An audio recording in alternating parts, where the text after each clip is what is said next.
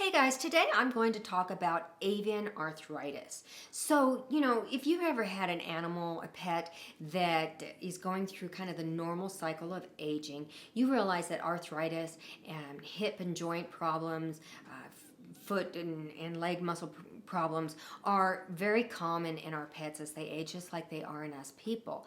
And it's really painful to watch. I've had it happen with a couple of dogs, but now I'm having it happen with my middle-aged African gray parrot named Timmy. So it's breaking my heart to watch Timmy go through this. Timmy's 22 years old. He's a Timneh African gray. Here he is right here. And I've had him since he was pretty much unfeathered. I hand raised him, and he was from a pretty reputable breeder in Wichita, Kansas.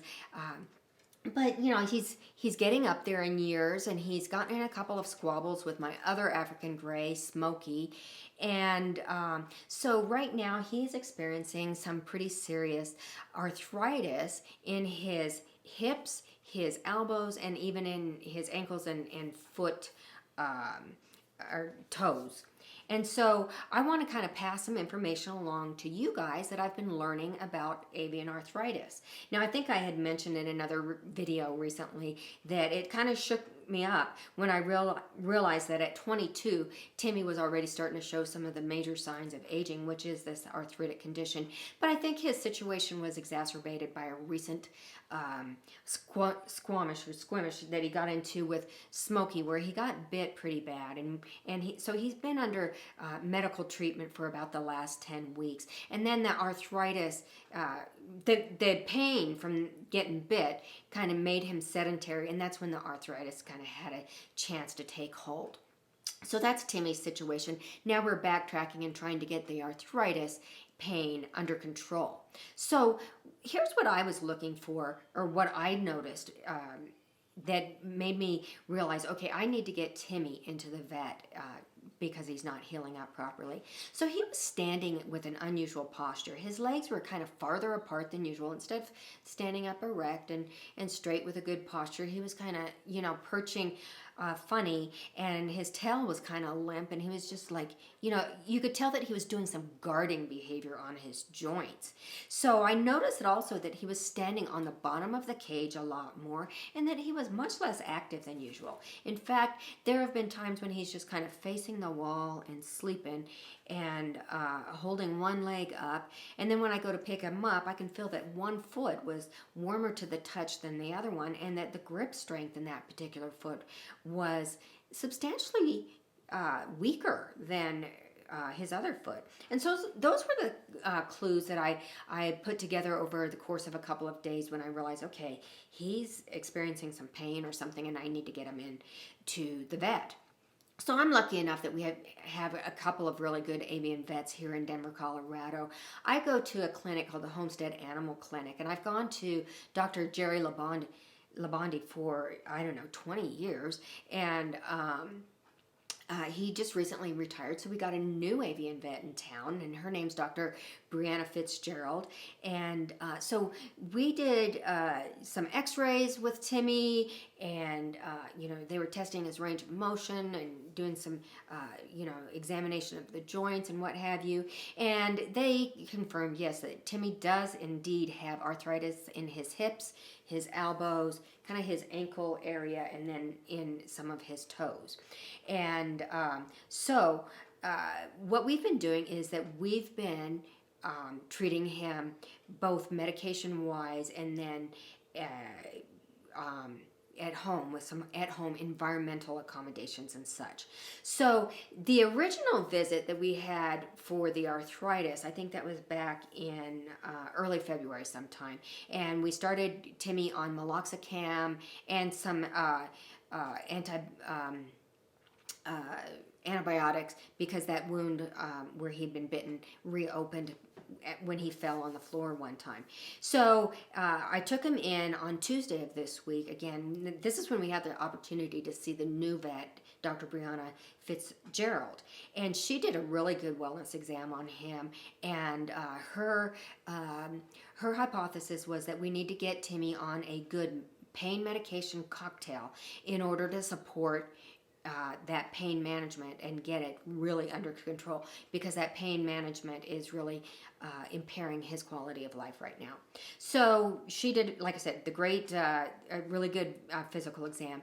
Now, I had already done some environmental accommodations at home to support Timmy's arthritis. For one thing, I had he lives on a play stand upstairs, and he's just just always out with us. The only time I cage him is when I'm going to be gone for any a lengthy period of time, because he's really good about staying on his play stand.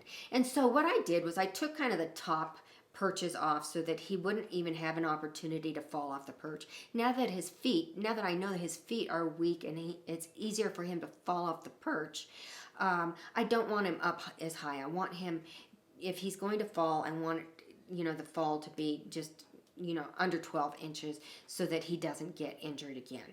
The other thing I did, in addition to removing those higher perches, was I brought in a number of other perches. So I purchased some really variegated wood perches, and then I got some vet wrap, and I wrapped the perches so that I was providing cushioning on for his feet to grasp. Not only would that allow him to dig in with his claws and stay perched better, but it would also provide cushioning on the pads of his feet.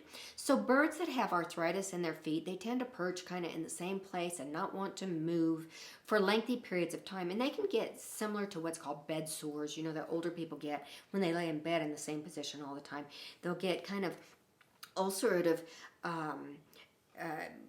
wounds on their body where the pressure is, and a bird can get them on the pads of their feet. And you want to avoid that at all costs, because not only is that another thing to cause pain, but healing those ulcerative wounds is really difficult, and they get infected, especially with birds, with the cleanliness issues, where their perches get dirty and that sort of thing. I've offered Timmy, a lot of more cushioning on his perches than before. And then another thing I brought in was what's called a thermal perch, which is just a heated perch by K&H Manufacturing. It's supposed to be thermostatically controlled, but we do know that some birds perch on them so long that they can burn the bottom of their feet. So Timmy, we're watching that very carefully, and right now Timmy's not glued to that perch. So he's using all of the perches that are available to him in his cage. And then finally, with the ability to move about the bottom of his play stand, I'm encouraging more movement throughout the day, as opposed to these long periods of inactivity, just trying to guard himself from joint pain. So with this new Avian vet, we are, like I said, working on a pain medication cocktail that will help Timmy get past the pain with as minimal side effects as possible, but also using a variety of different pain medications that will,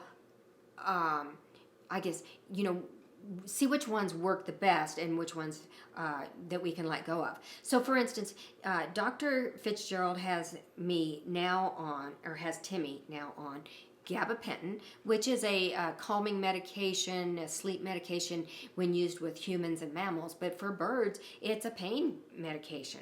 And so the gabapentin, we're using that twice daily. We're also using meloxicam, which is an NSAID that helps with inflammation and that sort of thing. And long-term, those kind of medications can have some long-term side effects. But like I said, we're getting a big dose of 3 different medications going now, and then we're going to taper them off. So the third medication that we're going to start as soon as we get it back from the compounding pharmacy is called tramadol.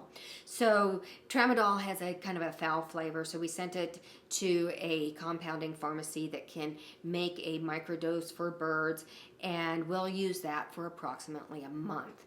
And so Timmy will actually be on 3 different pain medications, and then our plan, or our hope is that in about a month, the pain will have been stabilized dramatically, and then we can start weaning him off. So the plan is that the first thing that we'll probably want to wean off is going to be that tramadol. Basically, it's a mild opiate, and I don't know that it would affect Timmy too much one way or another.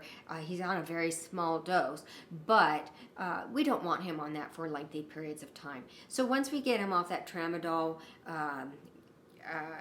then he'll be on the gabapentin and the meloxicam, and then we'll kind of play around with those dosages until we find the exact dose that keeps Tim stabilized, but also allows him to not be drowsy and to just go about as many normal natural parrot activities of daily living as possible. We want him to be playing. We want him to be foraging and moving around and climbing and swinging upside down on his perch like he was doing about 3 months ago.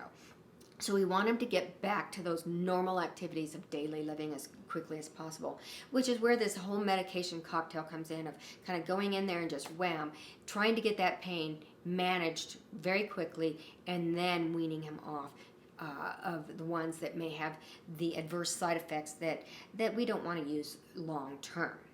So I hope that helps you understand kind of how we use pain medication and our in avian medicine, and how your vet might approach it as well. So there are some things you can do at home also from a medicine or homeopathic medicine to support a bird that's experiencing chronic pain.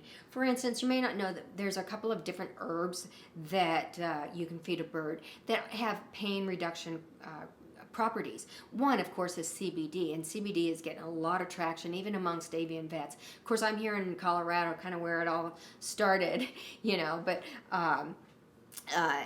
the avian vets are really taken to it, and so Dr. Fitzgerald said, hey, that is probably something that we'll look at down the pike once we get rid of the tramadol. We'll possibly look at the CBD oil, because it not only is it extremely nutritious, but it has anti-inflammatory properties and anti-pain properties while allowing the bird to stay alert. And so that's something that we might want to consider. Of course, whenever you're using CBD oil on a bird, remember that a bird, my Timmy, weighs 350 grams, which is less than a pound.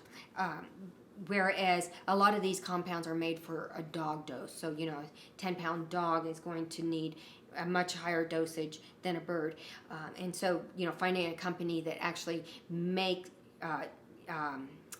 waters it down, if you will, enough so that they're only getting, the amount of CBD in their body that is appropriate for the size of their body is important. So that's where working with a good avian vet is also very helpful. Now, another thing that I've been very cognizant of doing over these last several years is ensuring that my birds are getting, the appropriate omega-3s and essential fatty acids in their diet. So we know that omega-3s and the essential fatty acids have several functions in the body, but one of them is joint support. So they kind of lubricate the joints and keep those tissues inside of the joints working well, and not hinging up and not helping them not to get inflamed.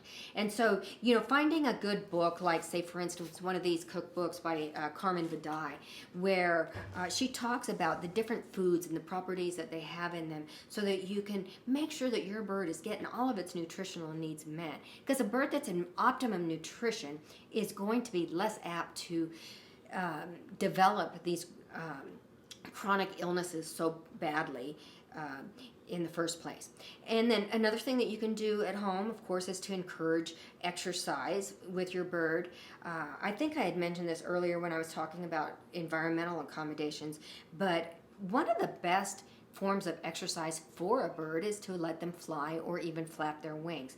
Now, Timmy's never been a flighted parrot, but he has usually had enough of his wings have not been trimmed so severely that he just falls to the floor and hits the ground.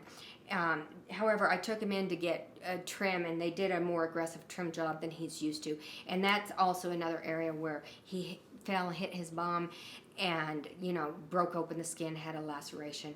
So I'm going to, not only encourage him to walk more around his play stand, but I'm also going to let those wing feathers grow back so that we don't have another incident where he falls on the floor with a thud and injures himself.